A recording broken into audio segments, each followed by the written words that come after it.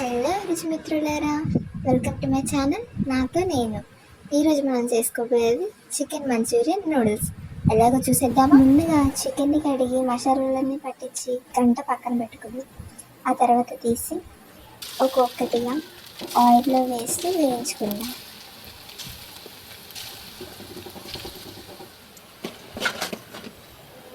ఇలా బాగా దూరగా వేగిన చికెన్ని ఒక ప్లేట్లోకి తీసుకుందాం.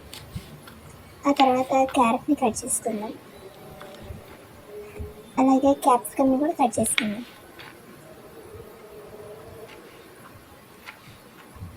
దీంతో పాటు క్యాబేజీని కూడా కట్ చేసుకుందాం. చివరిగా ఉల్లిపాయను కట్ చేయాలి, మర్చిపోకండి. ఆ తర్వాత ఒక ప్యాన్ తీసుకొని ఆ ప్యాన్లో ఆయిల్ వేసుకుందాం. ఆయిల్ హీట్ అయ్యాక ఇప్పటివరకు మనం కట్ చేసుకున్న కూరగాయలన్నిటిని వేసుకుందాం.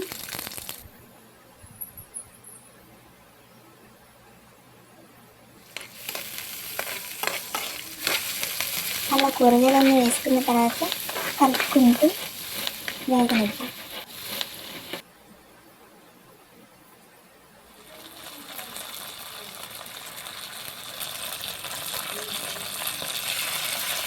ఇలా దూరగా వేగిన కూరగాయల్లోకి chilli powder, red chilli sauce, అలాగే సోయా సాస్, అలాగే టొమాటో సాస్ వీటన్నిటి తర్వాత కలుపుకుందాం.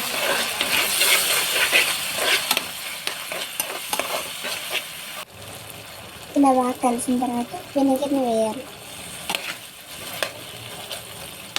ముందుగా మనం వేయించుకున్న చికెన్ని ఇప్పుడు వేసుకుందాం. తర్వాత బాగా కలిసేటట్టు కలపాలి. అలాగే మరో పక్క నూడిల్స్ని ఉడకబెట్టుకుందాం. ఈ ఉడకబెట్టిన నూడిల్స్ని ఈ చికెన్లో వేసుకుందాం. వేసుకున్న తర్వాత మొత్తం కలిసేలా కలుపుకుందాం.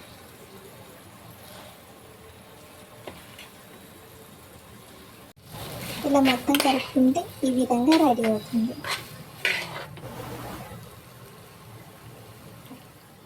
అంతేనండి, ఎంతో రుచికరమైన చికెన్ మంచూరియన్ నూడిల్స్ రెడీ.